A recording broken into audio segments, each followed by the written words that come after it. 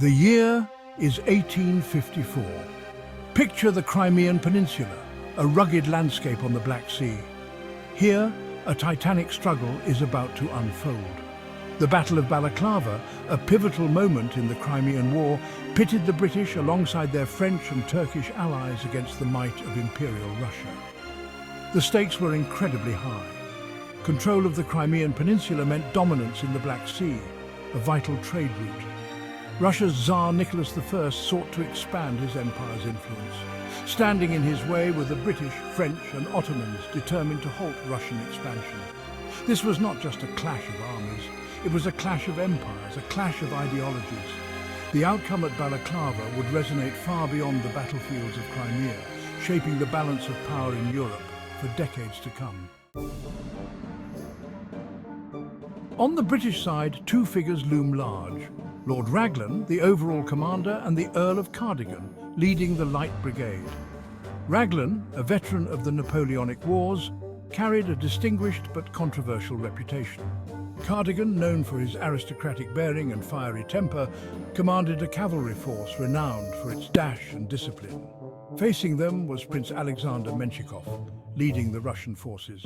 Menshikov, though a skilled diplomat, lacked military experience. His army, however, was vast and determined to defend Russian interests. The stage was set for a bloody encounter. The British and their allies had landed on the Crimean Peninsula, seeking to capture the strategically vital port city of Sevastopol. Balaclava, with its harbour and supply lines, was crucial to the Allied war effort. The Russians, recognizing its importance, were determined to wrest control of Balaclava from their enemies. The Battle of Balaclava unfolded as a series of desperate engagements.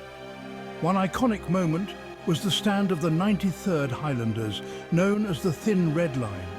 Outnumbered, the Highlanders repelled wave after wave with disciplined volleys. The charge of the Light Brigade became synonymous with the battle. Due to a miscommunication, they charged into a valley defended by Russian artillery. Tennyson called it the Valley of Death. The charge was decimated by Russian fire.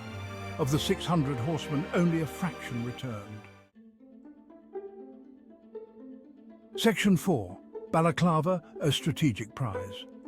Balaclava held immense strategic importance for both sides in the Crimean War. For the Allies, it served as a vital supply hub, a lifeline connecting their forces besieging Sevastopol to the outside world. The harbour at Balaclava bustled with ships unloading supplies and reinforcements, crucial for maintaining the siege. For the Russians, capturing Balaclava would be a major blow to the Allied war effort. It could potentially cut off the Allied supply lines, forcing them to abandon the siege and perhaps even evacuate the Crimean Peninsula altogether. The battle for Balaclava was as much about logistics and supply lines as it was about military tactics. Section 5. Aftermath and Impact. A Pyrrhic victory.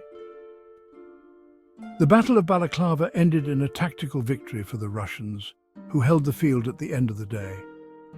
They inflicted heavy casualties on the British, particularly on the Light Brigade. However, the Russians failed to capture the town itself or the vital harbour. The battle had a profound impact on the Crimean War. The charge of the Light Brigade highlighted the tragic consequences of battlefield confusion. The siege of Sevastopol continued, and the war would drag on for another year.